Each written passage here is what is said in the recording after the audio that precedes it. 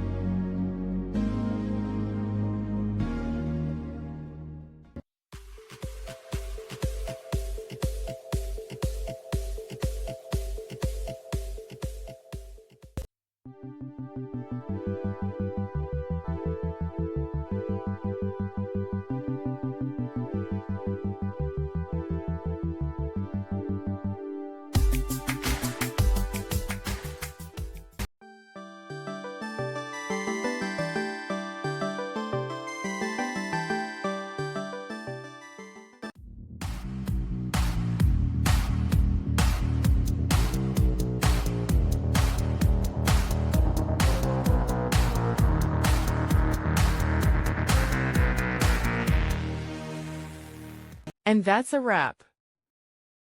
I hope you found the answer you were looking for. If you did, take a second to hit that subscribe button. It really helps out. And let me know in the comments which solution worked best for you. See you next time in the debug zone.